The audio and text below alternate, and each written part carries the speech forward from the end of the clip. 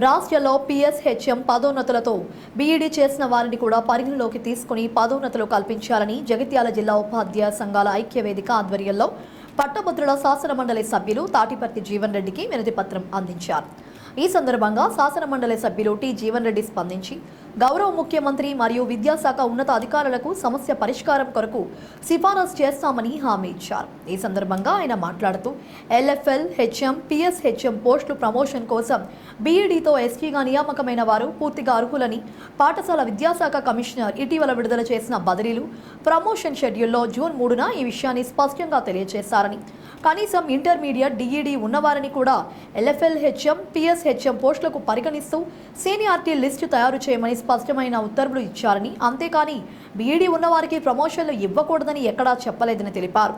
పాత విధానాన్ని అనుసరించి డిఈడి మరియు బిఈడి అర్హతలు కలిగిన సెకండరీ గ్రేడ్ ఉపాధ్యాయులకు సీనియారిటీ ప్రకారం పదోన్నతులు కల్పిస్తూ ఆదేశాలు జారీ చేయవలసిందిగా కోరుతూ పిఎస్, హెచ్ఎం పోస్టులకు పదోన్నతులు పొందిన ఉపాధ్యాయులు తిరిగి ప్రాథమిక పాఠశాలల్లోనే విధులు నిర్వహించే సందర్భంలో జూనియర్ ప్రధానోపాధ్యాయులుగా సీనియర్ సహాయకులు పనిచేయడం ద్వారా మానసిక వేదనకు గురవుతారు. కావున అందరికీ సమన్యాయం జరిగే విధంగా 65,000 ప్రాథమిక ఉపాధ్యాయుల విశాల ప్రయోజనాల దృష్ట్యా సాంకేతిక పొరపాటును సరిచేస్తూ ఆదేశాలు చేయాలని ఎమ్మెల్సీ జీవన్ రెడ్డి ముఖ్యమంత్రి దృష్టికి తీసుకెళ్తారని పేర్కొన్నారు.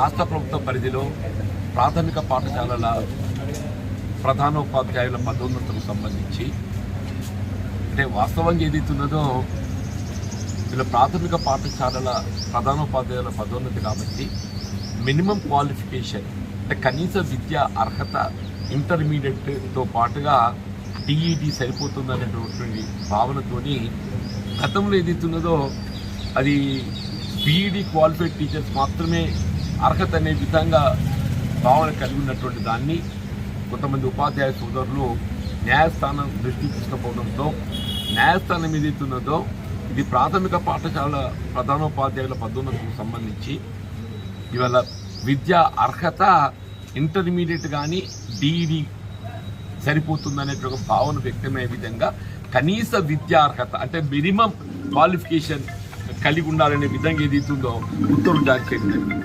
అంటే court what they said is the respondents are directed to prepare the list of intermediate who possesses a minimum of intermediate and DED for promotion to the post of headmaster of primary school LFL. A minimum of అంటే కనీస విద్యార్హత కలిగి ఉండాలి. దాని అర్థం ఏదైతుందో ఆ కనీస విద్యార్హత కంటే పై క్వాలిఫికేషన్ ఉన్నటువంటి వాళ్ళు అనర్హులని భావించడం కాదు. It's a minimum, it's a not must shall have అనేది అంటే తప్ప, అది భావించవచ్చు. అక్కడ మస్ట్ కానీ షెల్ అని కానీ రాలేదు, మినిమం వచ్చింది. కాబట్టి ఈ ఇంటర్మీడియట్ డిఈడితో పాటుగా దానికంటే పై స్థాయి విద్యా అర్హత కలిగి ఉన్నటువంటి వారు కూడా ఈ పాఠశాల ప్రధానోపాధ్యాయ పదోన్నతి అర్హత లభిస్తుంది.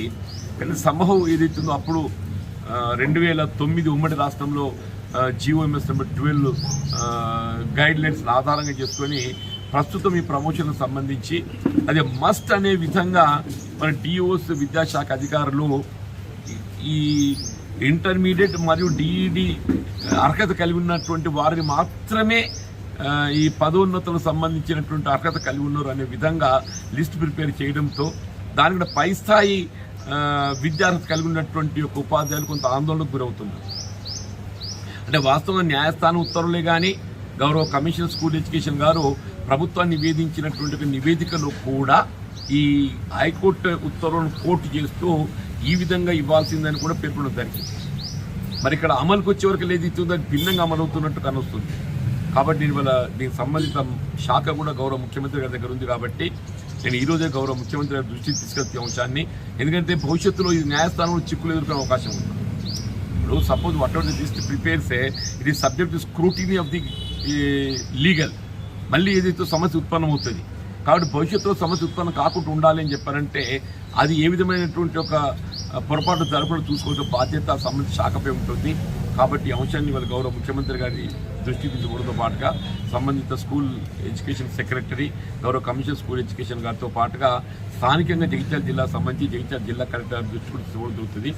ఈ అంశాలన్నీ కూడా కూలంకషంగా పరిశీలించి ఇవి ఉపాధ్యాయ సోదరులకు అందరికీ న్యాయం జరిగే విధంగా ఇటు కనీస విద్యా అర్హత కలిగి ఉన్నటువంటి ఇంటర్మీడియట్ డిఈడి వారికి అర్హత అవకాశం కల్పించడంతో పాటుగా దాని పైబడి క్వాలిటీ ఉన్నటువంటి వారిని కూడా పరిగణలోకి తీసుకునే విధంగా నేను సూచన చేస్తూ ఈ రోజే గౌరవ ముఖ్యమంత్రి దృష్టికి తీసుకెళ్లి ఈ సమస్య పరిష్కారమయ్యే విధంగా చర్యలు తీసుకోవాల్సి వస్తుందని చెప్పి పేర్కొన్నాను.